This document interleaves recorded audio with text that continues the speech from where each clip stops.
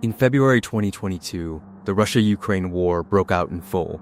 In the early stages, the outside world generally believed Ukraine's ability to keep fighting would depend heavily on Western aid, since its domestic defense industry would struggle to sustain itself long-term.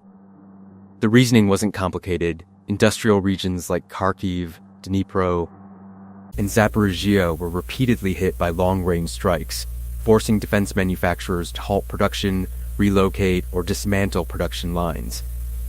Modern warfare isn't just a contest between frontline forces, it's a contest between rear-area industrial systems. However, 4 years later, Ukraine's defense industry development has completely exceeded expectations. Domestic defense output was worth roughly $1 billion in 2022. By 2025, overall capacity had risen to approximately $35 billion. The country now has over 1,000 defense enterprises, with annual drone production reaching 4 million units. Domestically developed electronic warfare equipment, long-range attack drones, and digitized combat systems have been deployed in combat. Meanwhile, more European countries have begun directly investing in Ukrainian defense companies, hoping to procure this battle-tested equipment.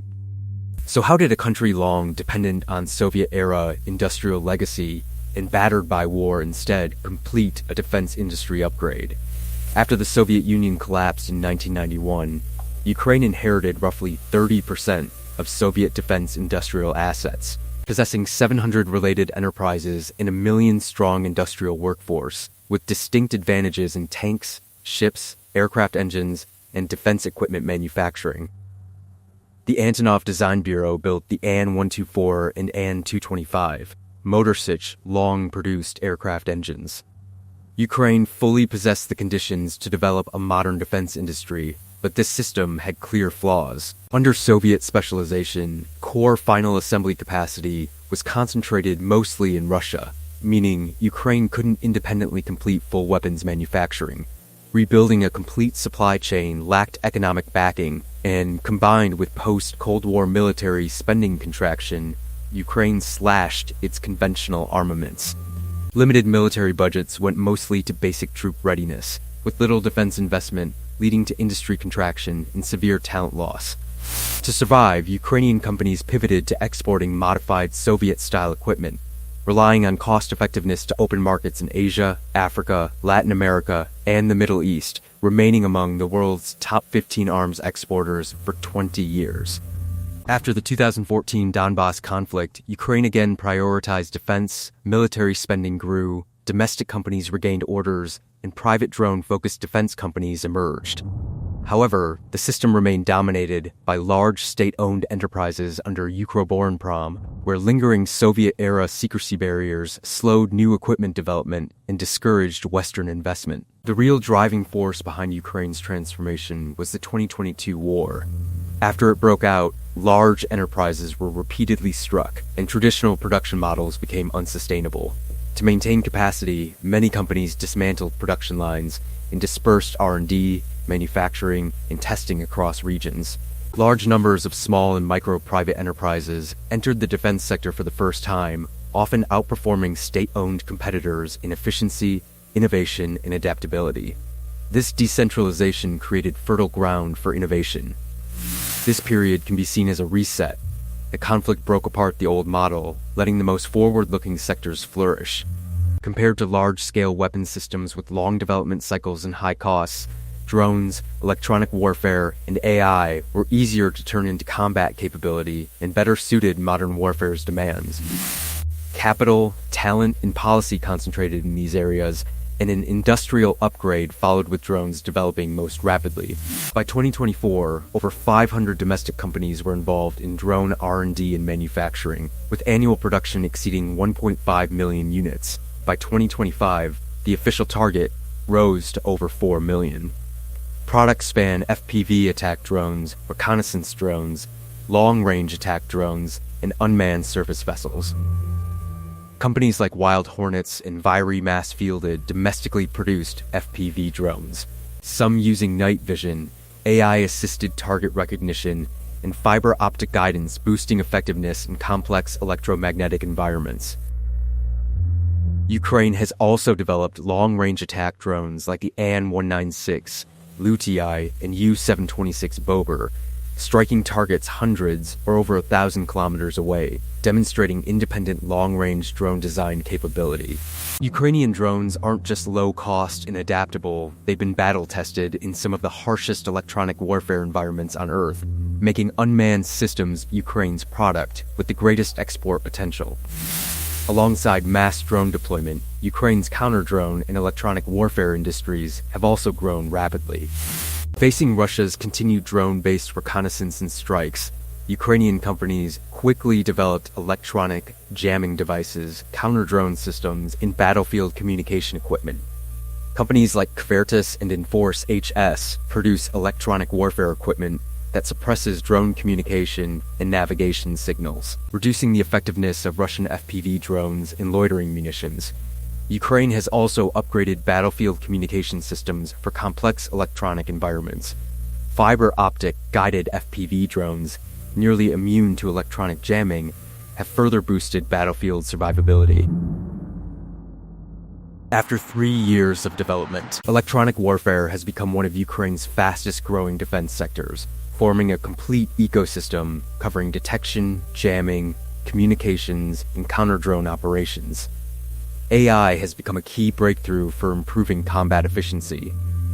Since 2023, Ukraine has applied AI extensively to target identification, situational awareness, and fire control command. The most representative achievement is the Delta Digital Battlefield Management System, integrating drone, satellite, radar, and ground reconnaissance data, using AI to automatically identify targets and generate real-time battlefield maps, dramatically shortening detection to strike time. American company Palantir has also partnered with Ukraine, applying its data analysis platform to battlefield intelligence processing. With Brave One platform support, domestic tech companies have developed AI image recognition, autonomous navigation, and intelligent flight control algorithms, giving drones the ability to identify targets and self-correct flight paths. AI is gradually becoming a new growth area for Ukraine's defense industry. Precision strike weapons and missiles have recovered more slowly, but still made clear progress. Ukraine has advanced its Neptune anti-ship missile upgrade, developing a land attack variant used repeatedly against high-value targets inside Russia. It has also unveiled new long-range strike weapons like the Paleonitsia missile drone and Peklo cruise missile, signaling recovering capability in independent long-range precision strike R&D. Ukraine has also expanded domestic production of 155mm guided artillery shells, loitering munitions, and long-range attack drones, forming a new long-range strike system combining cruise missiles, drones, and precision-guided munitions. After 4 years of investment, these 4 sectors have become Ukraine's fastest-growing defense areas. Drone systems, counter-drone equipment, and electronic warfare platforms are widely seen as having the greatest export potential, given their low cost, extensive combat experience, and rapid technological iteration. The war hasn't just driven production recovery, it has accelerated the industry's shift toward becoming more intelligent, informationized, and civilian-integrated. However, technological iteration alone doesn't fully explain this growth. What truly transformed the industry was institutional innovation. Traditional defense development cycles are measured in years. Project approval, R&D, testing, and procurement make the process lengthy. But the war changes daily. An effective tactic today may be obsolete within weeks. To address this, Ukraine launched the Brave One Defense Innovation Platform in 2023, opening cooperation channels between the military, private enterprises, and research institutions. Any new technology that solves a battlefield problem can receive funding and go directly into field testing.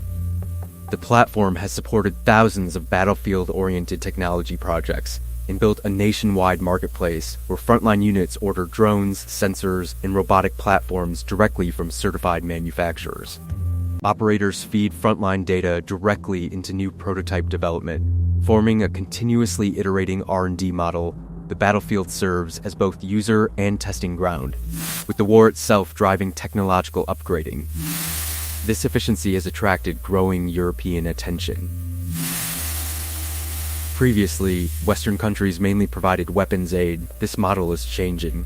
Some European countries, led by Denmark, now directly fund Ukrainian companies to manufacture equipment for Ukrainian forces, the Danish model helping Ukraine expand capacity while letting Europe acquire battle-tested technology at lower cost. Major European defense companies like Germany's Rheinmetall and KNDS and the UK's BAE Systems have announced maintenance centers, joint production facilities, or localized cooperation in Ukraine. These bring funding and drive integration into Europe's broader defense ecosystem. From production standards to supply chains, Ukraine's defense industry is moving toward NATO standards. Still, challenges remain. First, much current demand still comes from wartime needs and international aid. Whether such production scale can be sustained in peacetime remains uncertain. Second, high-end chips, precision electronics, and certain materials still depend on imports. A complete domestic supply chain isn't fully established. Prolonged war has also caused significant technical talent loss, which will affect future development. Ukraine's defense industry currently looks more like a rapid expansion than a mature global power. Its future competitiveness will depend on post-war reconstruction, international markets, and continued innovation capacity. Still, one thing is clear: the war has changed not just how modern warfare is fought, but the direction of the global defense industry itself. Countries once competed over who had more tanks, jets, and bigger defense companies. Today, what matters is who can iterate technology faster, convert battlefield feedback into new equipment, and field it fastest in the next round of combat. Ukraine's biggest gain isn't the millions of drones produced or the new equipment developed. It's building a more flexible defense industrial system centered on innovation and efficiency. Whether this model can be replicated in peacetime remains to be seen, but it has proven one thing: modern defense industry competition is shifting from raw capability toward innovation capability.